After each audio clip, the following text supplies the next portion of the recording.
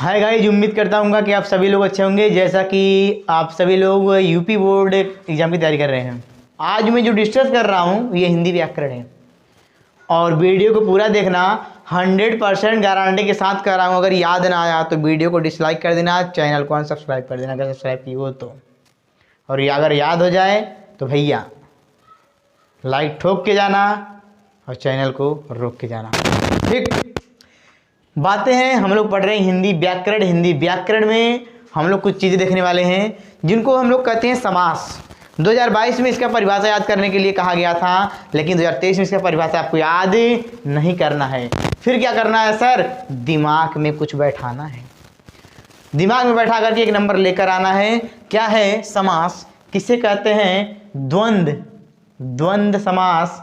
और एग्जाम में तो समास आपके बहुत है हिंदी व्याकरण में, मगर आपके यूपी बोर्ड हाई स्कूल में वहां तक कितने समास आएंगे? वनली 2 समास। कौन से सर? पहले द्वंद्व, दूसरा द्विग। क्लियर है? एग्जाम में केवल 2 समास पूछे जाएंगे। आइए लेकर चलते हैं, फटाक से समझते हैं देर न करते हुए। चलिए, द्वंद्व समास वह समास जिसमें 2 पद समान हो और उनके बीच में योजक चिन्ह, योजक चिन्ह याद रखिएगा घटिया चिन्ह, मतलब माइनस का, घटाना का चिन्ह लगा होगा, तो उसे द्वंद्व समास कहते हैं। जैसे माता पिता, यहाँ पर दिख रहा है योजक चिन्ह माइनस का, भाई बहन के बीच में, दाल रोटी के बीच में, गंगा यमुना के बीच में। तो सर याद हो गया ना? द्वंद्व समास वह समास जिसके बीच में ऋण का चिन्ह लगा हो। ऐसा समास जिसके बीच में ऋण का चिन्ह लगा हो। नाम नहीं याद आ रहा योजक चिन्ह, अरे काल लिखना थोड़ी नहीं बकलोल, बस पूछा जा सकता है भाई देवे कि द्वंद्व समास के बीच में जो चिन्ह लगा रहता है उसका नाम क्या होता है, तो दिमाग में जरूर योजक चिन्ह आना चाहिए, है कि नहीं? और वैसे लॉजिक लगाना है तो वैसे ऋण का चिन्ह लगा रहता है, लाइन खींची रहती है, उसे द्वंद्व समास कहते हैं।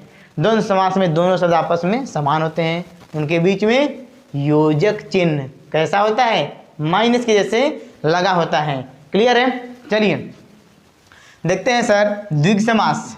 द्विग समास किसे कहते हैं? जिस समास में पहला पद संख्यावाचक, संख्यावाचक बोले तो गिनती बताने वाला, और समस्त जो पद रहेगा वह समूह या समाहार का ज्ञान कराएगा, उसे द्विग समास कहते हैं। आइए लॉजिक, नाम है द्विग समास। परिभाषा याद नहीं हुआ सर? भाई याद क्यों करना है? भाई टिक मार के आना है एग्जाम में, लिखना नहीं है, बातें बार बार बोल रहा हूँ, याद रखना। द्विग समास नाम क्या है? द्विग समास। द्विग समास मतलब क्या हो गया? द्विग, ग में आ गया ना लास्ट में, फिर ग माने गिनती, द्विग ग माने गिनती आएगी जरूर, गिनती आएगी जरूर। कहाँ? सबसे पहले गिनती आएगी जरूर सबसे पहले। द्विगी, द्विगी ग माने गिनती, गिनती आएगी जरूर सबसे पहले। तिरंगा, तिरंगा, ती माने 3। चौराहा, चौराहा, चौ माने 4। त्रिभुज, त्रिभुज, त्रिभुज, बहुत सारी बातें रहेंगी ना। यहाँ पर गिनती आएगी नहीं, ती, चौराहा में चौ, त्रिभुज में 3 नहीं। लॉजिक एक, बस गिनती गिनती, द्विग द्विग द्विग, द्विग ग से गिनती, द्विग ग से गिनती लगा हो। कौन सा समास होगा? द्विग समास होगा, क्योंकि एग्जाम में आपसे ही टिक मरवाने के लिए है। परिभाषा लिखने के लिए आता तो टेंशन रहता, मगर परिभाषा आएगा नहीं तो टेंशन काहे के लिए कि हम परिभाषा याद करें। क्या लॉजिक? द्विग, द्विग ग माने गिनती आएगा। ठीक है। द्वंद्व समास, द्वंद्व समास एक बार फिर से, द्वंद्व समास सर वह समास जिसमें 2 पद होंगे और बीच में कौन सा चिन्ह? याद करो, योजक चिन्ह। कैसा होता है? माइनस के जैसा। ठीक है। द्विग समास, द्विग माने गिनती। पढ़ना 2 है, एक को याद करो, एक को भूल जाओ बे। द्विग याद करो, द्विग गिनती, द्वंद्व पता नहीं है, जो आएगा एग्जाम में हो जाएगा। और हाँ, ये भी लॉजिक लगा लो। क्लियर? चलिए, आई थिंक उम्मीद करता हूँ कि आपको समास समझ में आ गया होगा और एग्जाम में नंबर जरूर लेकर आना, गलती मत करना। ठीक, अब हम लोग देखने वाले हैं प्रत्यय और उपसर्ग। क्या देखने वाले हैं? प्रत्यय और उपसर्ग। बने रहिएगा, फटाक से भी देखते हैं। तो चलिए, जैसा कि अभी हम लोग जस्ट देखे थे कि समास क्या होता है, और समास में हम लोग देखे थे द्वंद्व समास और द्विग समास, क्योंकि हमारे एग्जाम में यही आएगा। और कैसे आएगा? केवल टिक मारने के लिए। द्वंद्व समास क्या होगा बीच में? क्या होगा बीच में? योजक चिन्ह। कैसा? घटिया, माइनस का चिन्ह। और द्विग समास, द्विग, द्विग ग गिनती, द्विग गिनती। क्लियर है ना? चलिए अब हम लोग देखने वाले हैं उपसर्ग। उपसर्ग 100% गारंटी है, जरूर दिमाग में घुस जाएगा। उपसर्ग क्या होते हैं? वे अक्षर होते हैं जो किसी शब्द के पहले लगते हैं। जैसे अगर मैं बोलूं मेरा नाम क्या है, मेरा नाम क्या है? आशीष। तो आशीष में पहला शब्द क्या है? आ। क्लियर है दिमाग में? चलिए यहां पर हम कुछ एग्जांपल देखते हैं। अन, ये अनावसर बन गया।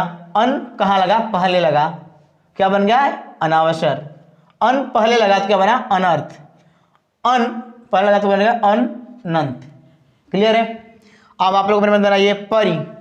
परि से दिमाग में लगे, पहले परि आएगा फिर बाद में कुछ शब्द आएंगे। परिवार, सोचिए है कि नहीं? परिवार। इतिहास में पढ़े हो ना? परियोजना, रिहन दबान ऐसे करके ना, परियोजना। परियोजना। और कुछ सोच लिया है कि नहीं? आप अपने दिमाग में सोच सकते हैं। आज इसे देखिए, आज इसे दिमाग में बनाइए। कहते हैं ना गांव माहौल में कि अधिकारी साहब आए हैं, मतलब सर अधिकारी, अधिकारी, अधिशासन, अधिवक्ता। तो क्लियर हो रहा है ना? उपसर्ग क्या होता है? उपसर्ग में ना जो आपका जो शब्द दिया रहेगा वो किसी शब्द से पहले लगता है। उपसर्ग, उप माने ऊपर, उप माने ऊपर लगेगा। ऊपर, किसी शब्द का ऊपर होने का मतलब, जैसे मैं बोलूँ आशीष, ऊपर तो क्या है? आ, है कि नहीं? सब बोलेगा तो गलत है, ऐसा तो नीचे जाएगा ना। आशीष, आ में ऊपर। क्लियर है? तो मैं बोला आगे आपसे कि परिवार, परिवार, परिवार, ऊपर, परिवार में ऊपर मतलब उपसर्ग। क्या है? उपसर्ग, ऊपर की चीज क्या है? परि। क्लियर होगी? चलिए प्रत्यय, वे अक्षर जो किसी शब्द के अंत में जोड़े जाते हैं। प्रत्यय, प्रत्यय प माने आप जानना पीछे, इस लॉजिक को याद रखना है, भूल जाना। प्रत्यय, प्रत्यय माने प, प्रत्यय माने पीछे। क्लियर है? अच्छा, वे अक्षर जो किसी शब्द के अंत में जोड़े जाते हैं। वे अक्षर जो किसी शब्द के अंत में जोड़े जाते हैं उसे प्रत्यय कहते हैं। ये दो प्रकार का होता है, कभी कभी एग्जाम में आ जाता है कि प्रत्यय दो प्रकार के होते हैं। तो कौन कौन से होते हैं? थोड़ा दिमाग थोड़ा सा रहना चाहिए, ज़्यादा जानकारी नहीं चाहिए, केवल आपको टिक मारना है। प्रत्यय कितने प्रकार के? प्रत्यय कितने प्रकार के सर? दो। कौन से? दिमाग में होने चाहिए हल्का सा। कृत प्रत्यय, तद्धित प्रत्यय। नहीं भी है फिर भी काम चल जाएगा, क्योंकि बहुत रेयर है किया है। बस इतना आ सकता है कि प्रत्यय कितने प्रकार के होते हैं, कौन कौन से होते हैं? कृत और तद्धित।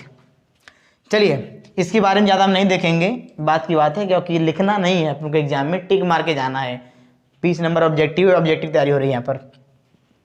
प्रत्यय, जैसे मैं बोला आई, प्रत्यय सर, प्रत्यय पीछे शब्द लगाना है, प्रत्यय पीछे लगाना है ना। हाँ, तो आई मतलब पीछे लगाना है।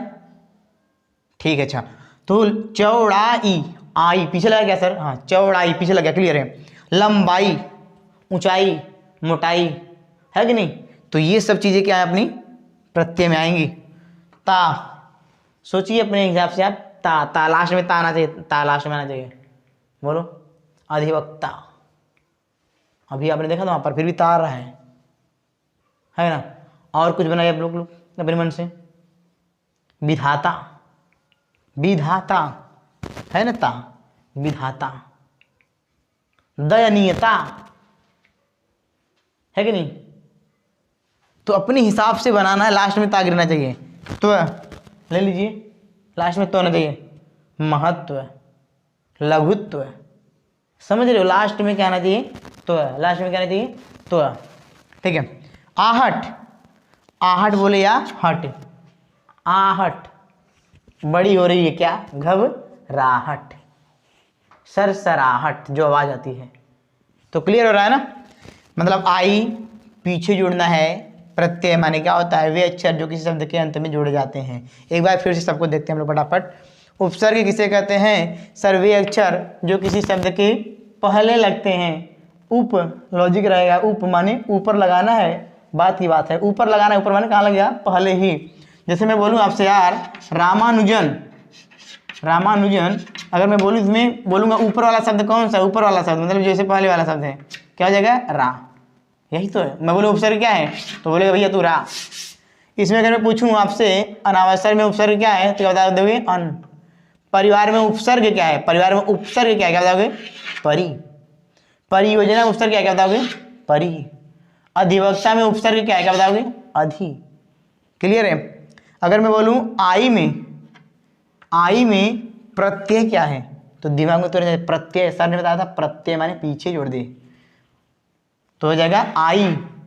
भाई अड़ाई तो कहे नहीं, आई, इसका यहाँ पर क्या हो जाएगा? आई। ऐसे यहाँ पर अगर मैं बोल दूं मधुरता, अगर मैं बोलूं मधुरता, ता का प्रत्यय यूज किया तो मधुरता। सर ता लास्ट में क्या लगाया क्योंकि सर में जाएगा प्रत्यय। प्रत्यय मतलब सर पीछे जोड़ना, मैंने पीछे जोड़ना। तो मधुरता, अगर पूछूंगा मधुरता में प्रत्यय आपने क्या यूज किया तो आप क्या हो गया? ता। क्लियर है? अब मैं एक एग्जाम्पल ले रहा हूँ महत्व, लास्ट में तो जोड़ दिया। लास्ट में क्यों जोड़ा? क्योंकि मुझे प्रत्यय बनाना था। ठीक है, अच्छा। तो यहाँ पर महत्व में कौन सा प्रत्यय यूज किया आपने सर? तो यूज किया। अब एक और एग्जाम्पल घबराहट। रा से राहट हटाओ तो आहट आएगा, रा छोड़ दो क्या आ जाएगा? हट। मैं पूछूं कौन सा प्रत्यय है तो आप चाहे बोल दे आहट या बोल दे हट। आई थिंक क्लियर होगा, आप सभी लोगों को समझ में आ रहा होगा। इसी बीच में एक और क्वेश्चन आप लोगों को आएगा जिसका नाम है रस। तो रस का नाम पता चलते ही मन में उमंग उत्पन्न होती है। रस जैसे गन्ना का रस, ऊखी का रस, हो कि नहीं? एक बाद कुछ जने मौसम्बी का रस पिए होगा, है ना? ठीक, अच्छा। तो ये रस वहाँ की बातें हैं, लेकिन कभी कभी होता है ना कि जब हम कोई कार्यक्रम या नाटक देखते हैं, और अगर हम बात करें नौटंकी देखने जाए तो जोकड़ काजल रस, तो रस बहुत प्रकार के होते थे। हाँ, और बोर्ड एग्जाम के लिए केवल यूपी बोर्ड 2023 में मात्र पढ़ना है केवल 2 रस। बोर्ड एग्जाम है इसलिए या तो हंसना है या तो फिर रोना है, बस यही रस पढ़ना है। हंसना है या तो रोना है, या आपको रस पढ़ना है। सच्चाई बता रहा हूँ, आपको रस पढ़ा दिया मैंने, आपको पता भी नहीं चला है। दिखाऊं कैसे? देख लीजिए इधर, हास्य रस। बोर्ड परीक्षा में अगर क्वेश्चन आ रहा है तो आपको हंसना है। हास्य रस का स्थायी भाव हास, मतलब किसी ऐसी चीज के बारे में सोचकर, किसी ऐसी चीज के पढ़कर अगर हमारे मन में एक हंसी उत्पन्न हो तो उसे हास्य रस कहते हैं। या किसी चीज को देखकर, किसी दृश्य को देखकर हंसी छूटे तो उसे क्या कहते हैं? हास्य रस। जैसे आपको कोई क्वेश्चन आ रहा था एग्जाम में और आपने सोचा अरे यार ये तो क्वेश्चन एकदम लल्लू पल्लू है, तो इसका मतलब क्या? आपके हंसी आई तो ये क्या होता है? हास्य रस। क्लियर है ना? तो आपको एक लाइन याद रखना है दिमाग में, हास्य रस, हंसने का, तो उसका स्थायी भाव हास। क्या स्थायी भाव? हास। This is very important for you now. जैसे अगर मैं आपसे पूछूं, एक एग्जाम्पल देखते हैं, हाथी जैसी देह गैंडे जैसी चाल।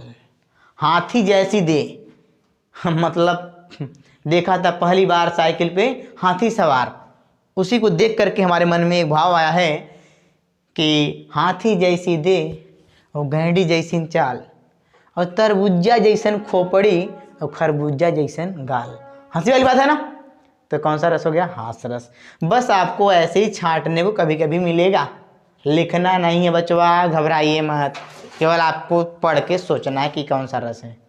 या तो बोल देगा हास्य रस का स्थायी भाव, हास्य रस का स्थायी भाव हास। क्लियर है? कोई दिक्कत नहीं होगा पढ़ने में। अगर हंसी आ गई तो हास्य रस, और क्या? हास्य रस का स्थायी भाव हास। क्लियर है?